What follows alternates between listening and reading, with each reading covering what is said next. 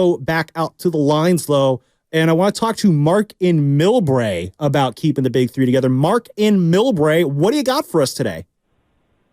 Kind of rhymes. What's up, guys? Yeah, to me, it boils down to if Clay. I'm taking the title every time. Clay's got to recognize where he is in terms of at this point in his career, and not to let his ego get in the way, and not just take the most amount of money, because he can choose his path as a free agent after the season. And if he realizes he can be a great sixth man for this Warrior team going forward, and not just look at the shining part of starting for some bad team because they gave you a max deal, I would like to keep the core together. But to me, ultimately, it boils down to winning a title. And Curry has got to realize, I think he realizes that as well, as we got one of the best owners in all sports, Joe Lacob, and Draymond put his ego aside, even as contentious he can be sometimes, taking less money to stay here than leaving elsewhere. And I feel like if the Warriors have this core, they can win a title. Remember, guys, even last year, they had the Lakers on a road. So I'll never forget the damn Lonnie Walker game. They had the Lakers on the road. Legend. Should have been back in the yeah, exactly. Oh, you're a guy from the U? Yeah. Yep. So they should have been back there. But I think if you look at this point, they're making a run, the emergence of Kuminga, who I think we're all seeing can be an ascending superstar. Podemski can be an absolute stud on this team, Trace Jackson Davis. So you're bringing in this young core of new guys, and we know Lacob is going to upgrade the roster to compete. I think this point, you make a run, you can get that 7, maybe 8 seed. If you get Minnesota or OKC in the first round, besides Denver, who's to say that the Warriors cannot match up and beat any of these teams?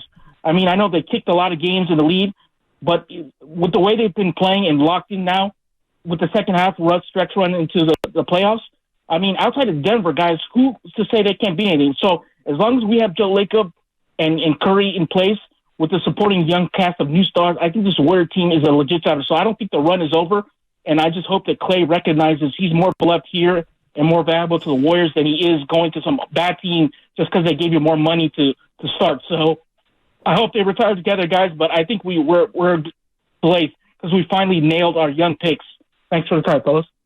Love what you had there, Mark. A couple things that I really liked that he said. I really loved how he I kind of agree with him outside the Nuggets, who really does scare you in the West. I would kind of throw the Clippers in there right now, which I hate saying that. The Clippers are probably one of my least favorite sports organizations in all of sports, professional or amateur. I hate the Clippers so much. But so it pains me to say that they're a legitimate obstacle in the Warriors' pathway, because they are the only team I would say, aside from the Nuggets and aside from the Warriors, that kind of have the veteran presence on that team with Harden, Westbrook, Kawhi, Paul George, to where you're not going to see them shrink on the biggest stage. Interesting though what he says, FP, about the Joe Lacob factor. And when I growing up as a Warrior fan, obviously when they were owned by Chris Cohen, you never had faith in that ownership. You never had faith that the people calling the shots were going to make a decision that would put the team on a better path. Just the fact that Joe Lacob is calling the shots here, though, I mean, how much of a confidence factor as a fan, knowing that a guy like him is calling the shots? Do we really kind of believe and trust that if he did move off Clay and Dre, that he would be able to, along with Mike Dunleavy, go out and bring guys in who could, again, replace Clay and Draymond? Like, what is the faith level that Warriors fans have in Joe Lacob, do you think? You wouldn't believe how many owners of major league sports teams don't care about winning. There's owners that care about winning, and there's owners that want to make money. And everybody obviously wants to make money, but I'm talking about priority number one. I would say 90% of owners at the highest level want to make money. And that's their number one goal. And they'll put a product out there that appeases the fan base that's just good enough. But the bottom line is, whether it's an investment and they own the team for 10 years and they watch their stock go from, I don't know, $400 million to $2.7 billion, and they sell it like a stock, and that's their goal.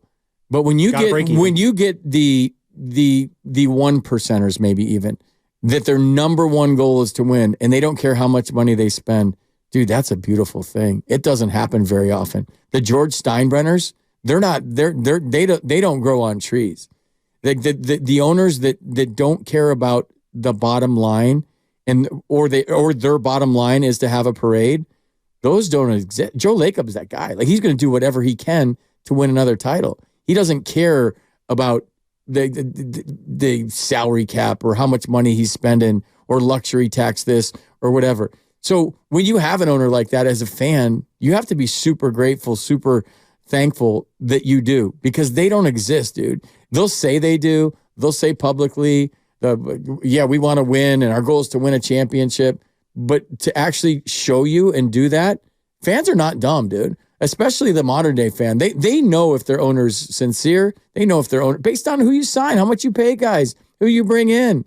Like you, and to me, a good owner, a great owner, is the one that wants to win number one, doesn't care what he wants to spend number two. And this, I might be ranking these wrong, by the way. And number three, lets his coaches coach. I agree. Your job is to sign checks. Your job is to be supportive of your coach's coach and your general manager, your president, to do their thing. And you have to have confidence, and you can't micromanage.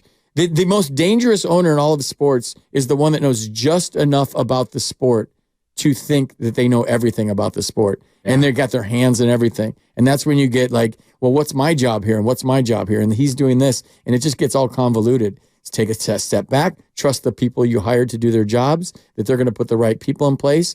Trust that if you come to me with something, I'm going to say yes or no. But like, I'm in this to win it.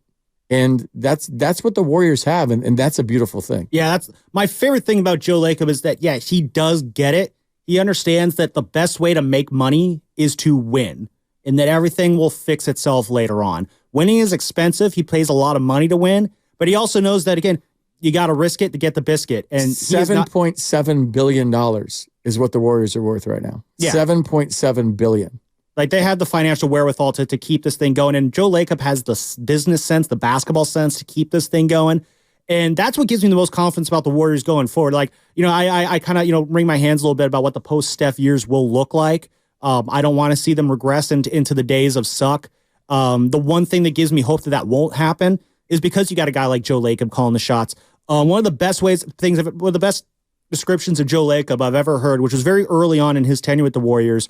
I believe this was right after he had moved off of Mark Jackson. The line I read, it was in the Chronicle, I forget who wrote it. They said that Joe Lacob has always been known as a man who gets what he wants. Like, he always figures like that. That's the drive he has. I've heard he's a very incredibly difficult person to work with. He's a very tenacious boss to work for.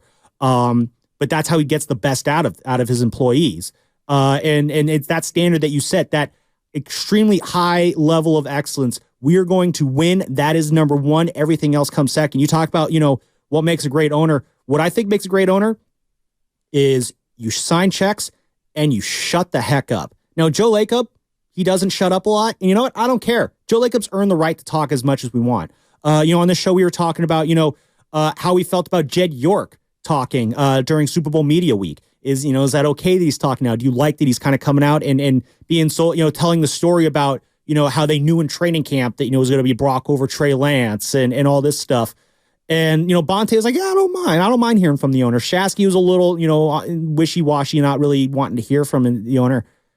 Joe Lacob, he could talk whenever. Jed, I don't want to hear from you until after the season. Like, that's just, like, you're quiet all year round. You only say that, we only hang championship banners. And then you're going out and, telling these Brock Purdy stories as if, you already got a win coming. Like, Jed, you're not at Joe Lacob level yet. The ownership group with the Giants, Greg Johnson, Larry Bear, I don't want to ever hear them speak ever, like, at all. Like, Larry can talk at, like, the events that we have at the ballpark when we're retiring numbers or honoring past teams, stuff like that. But, like, Greg Johnson can't go 9 words without saying he wants to break even financially. I don't want to hear that at all.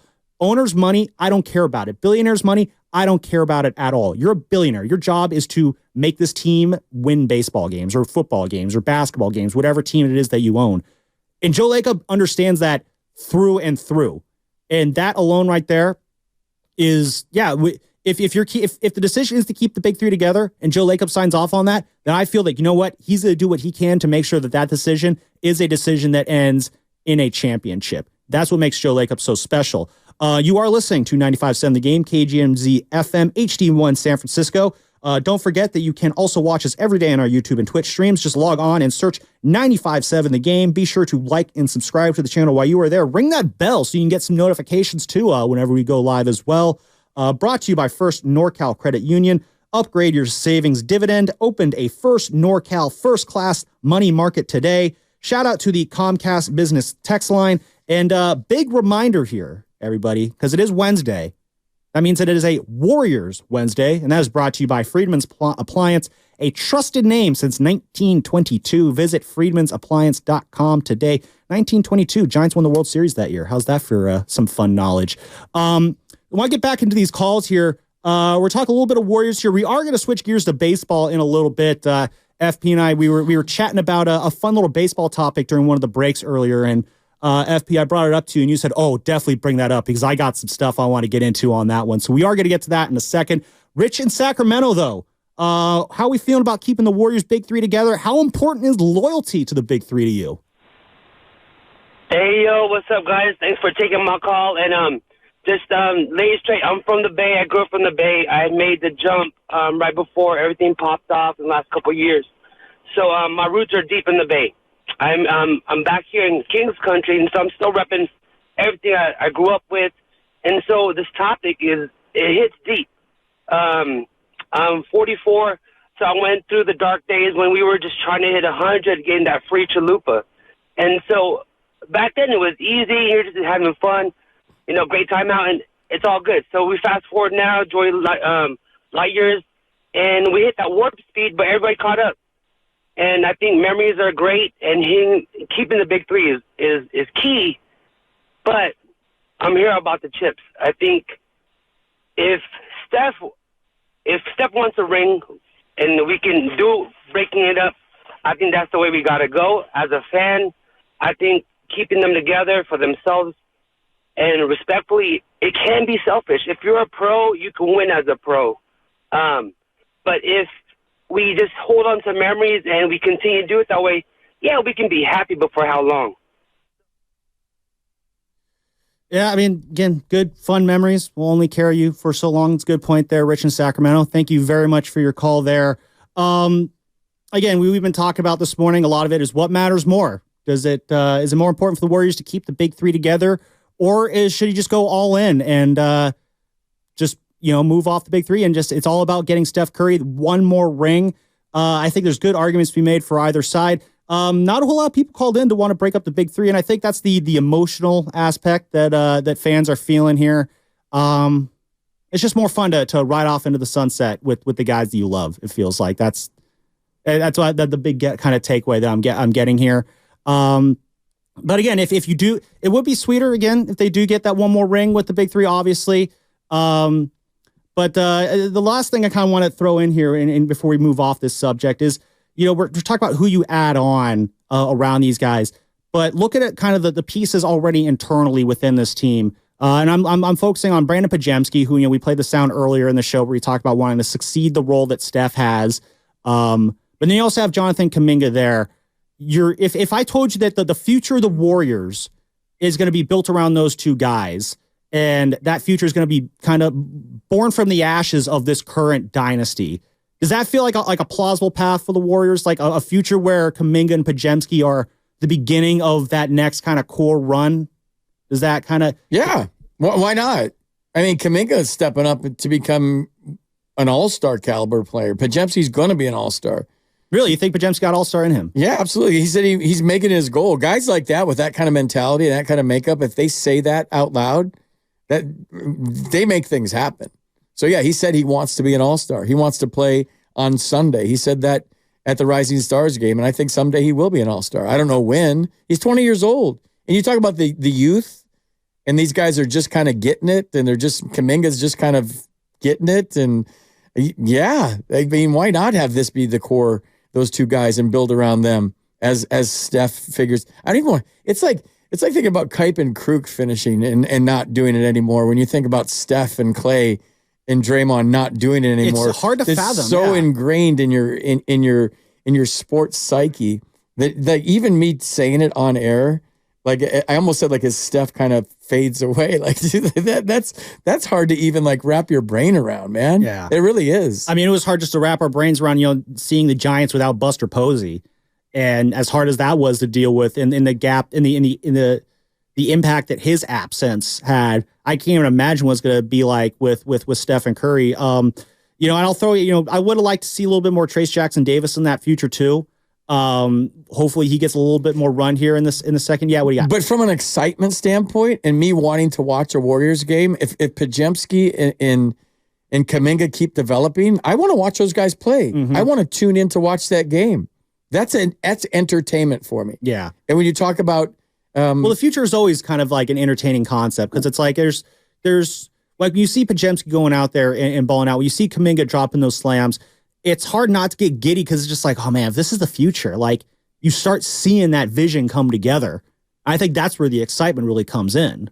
There's just exciting players. It's not about the future. It's not about what this could be. It's about what it is. It's about watching Kuminga high flying dunk and being aggressive in how he's learning when to cut, where to cut, how he's playing defense, the effort he's given on a nightly basis, the fact that he can make a three-pointer, that he's becoming a complete player, the fact that Podziemski is confident and cocky and he plays the game hard and he's diving and he's getting rebounds and he can make a three-pointer, he can pass, and he believes in himself. Those are people I want to watch. It's exciting. When I turn on the Niners and I get to see Debo and I get to see Ayuk and I get to see Purdy and I get to see Kittle, and I get to see McCaffrey and I get to see Warner and Dre Greenlaw, like that's exciting. It's entertaining to me. When you turn on the Giants, they need to become more exciting. They need to be more entertaining. They need to be those two things that I just said with those two teams. Like the entertainment factor has to be there for the Giants in the corner of Third and King this year, like it is for the other two teams. So when you're talking about maybe sad topics of those guys retiring, I'm perfectly okay with watching these two kids go at it and then building around those guys. Yeah, especially Kuminga. I mean, he's the guy who, and he was the highest draft pick that they've made recently after James Wiseman got traded away. He has the build. He just has the whole skill set to where I'm very excited for Kuminga. I definitely think he is a guy who could be a foundational piece going forward. You're seeing him really blossom this year, and Steve Kerr really starting to stick with him in the lineup more often. It's been one of the best developments, I think, so far in the first half of this NBA season.